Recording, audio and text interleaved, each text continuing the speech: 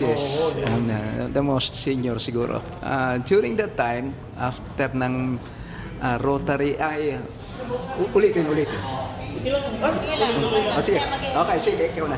After ng sa JC's, International Leadership, 90 or 91, our group decided, and we were invited to form this Rotary Club of Suburban East Rizal as charter members.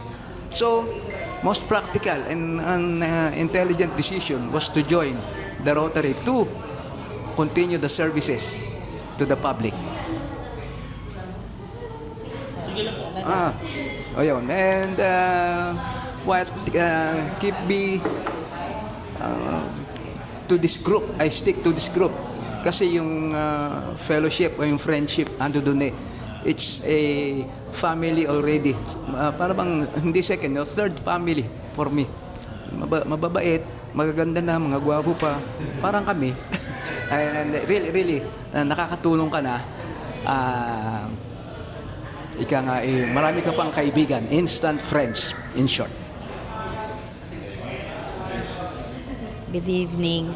Ako naman, I joined the Rotary because of my client, Melvin Cadayona, if I'm not mistaken, during the time na nasa bank pa ako. In-invite niya ako. Noong una, nag-disagree ako ilang beses kasi nga parang as for me kasi ang Rotary ay pangmayaman lang, ganun. So,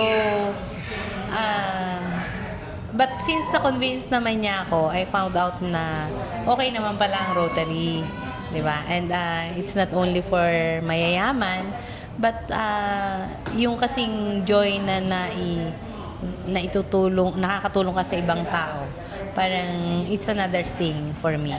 So, yon through my small amount, sabihin na natin during that time, magkano lang yung annual dues nun, pero during that time kasi, kahit na small amount lang siya, parang ang layo na ng nararating nung small amount na yon because of, yun nga, napupul siya and then nagkakaroon ka ng magandang project, ang club. So, yon. And, bakit nga ba ako nagstay? Sabi nga ni PPED ay dahil sa family mo na.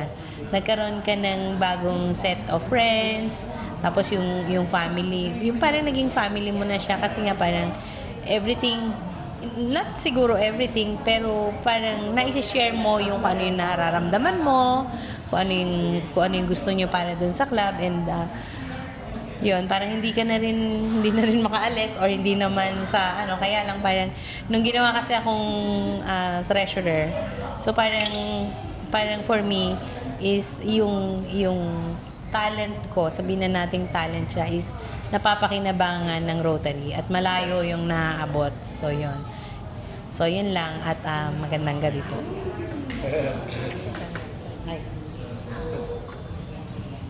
So, ako naman, good evening. Hi, ATV. Nag-start kasi ako as a spouse. Spouse muna ako dahil na-invite yung si attorney, na-invite siya na maging Rotarian. And yun, nung sumasama ako sa kanya, spouse, nakikita ko yung ginagawa nila. And sobrang nag-i-enjoy ako. Actually, before mas active pa talaga ako kaysa kay PP Allen. So, yun, na-enjoy ko siya. Then, dumating yung time na naging presidente si PP Allen. And, of course, sinama na niya ako, naging Rotarian na ako. And, yun, bata pa kasi ako, gusto ko talaga yung gano'n, yung tumutulong, kahit maliit na bagay, ganyan. So, nakita ko siya sa Rotary talaga na may ganito palang organization na yun nga, na talagang open siya pag dumating yung mga bagyo, sakuna, lahat, yun nga, tumutulong sa iba. And yun, na-enjoy ko siya talaga. Bakit ako nagstay?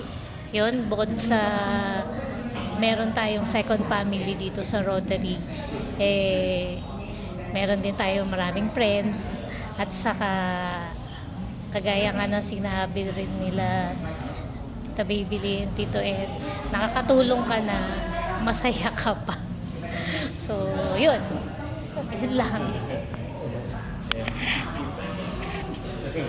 Oo. Ay, naalala ko, actually, it was the third invitation when I responded positively to the invitation of Rotary. Kasi sabi ko nga, yung lolo ko ay Rotarian.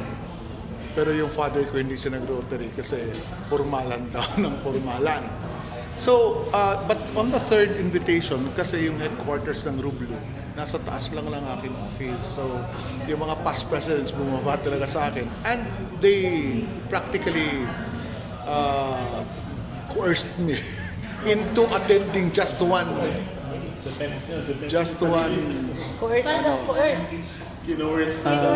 Hindi siya. Some past presidents, hindi kasama si Tito Ed. I can name them, pero na mag-attend, ito maganda mag-attend lang ng isang meeting. And that's it. If I still do not want to join Rotary, wala na akong problema sa kanila. And when I attended one meeting, that's it. I mean, I saw exactly what Rotary is all about. And of course, aside from the community service, kasi ganyan naman talaga, yun ang reason for Rotary. But I saw in them na parang family lang talaga sila. Ang saya nila So, nainganyo ako na sabi ko, okay to parang akala ko purmalan ng purmalan, hindi naman Masaya lang sila, lalo na yung fun fair dati, yun talaga. And I decided to attend the second meeting, and the rest is history. And regarding naman kung bakit pa hanggang ngayon, kasi that was 2004 I remember that was the centennial year for Rotary, pero kung mahirap ako ma-persuade noon maging member, yung sumunod, mahirap ako ma-persuade maging presidente. Pero after 10 years, so I decided, sige na nga, subukan. Alam niyo, ang totoo niyan, parang yan ang sinasabi ko sa mga members na, alam niyo, kailangan niyo mag-presidente. Dito niyo talaga maiintindihan kung ano lalo yung talagang kagandahan ng Rotary. Aside from the community service, but also the fellowship talaga. Yun talagang nakakaano. I parang it's as if I had already a second family. And my network, imaginein mo, pag nag-presidente ka, yung parang yung network mo lumapad. Kasi imaginein mo, may classmates ka na mga 100 presidents din of your caliber, of your caliber. So, doon nagkaroon ako ng parang mga brothers and sisters na bago sa Rotary.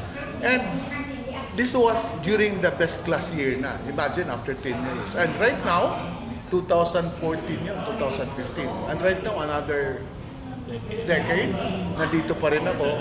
And mas lalo pang nagugustuhan, especially our club. Because, our club is known for being a happy club. Walang politiko, walang Totoo yun. Happy club. Walang talagang ito yung totoong apolitical at saka a-religious. Walang hindi pinag-usapan yung religion, yung politiko, at saka basta puro lang pagkakaibigan talaga. Yun ang akin masasabi. Yung community service given na yun.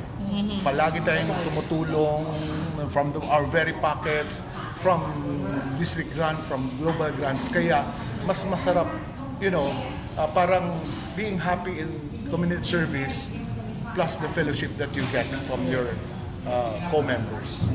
Yun. Yun po. So, parang ako lang pala yung in-invite ko yung sarili ko, PPT pa rin. From spouse, in-invite ko. In-invite ka niya.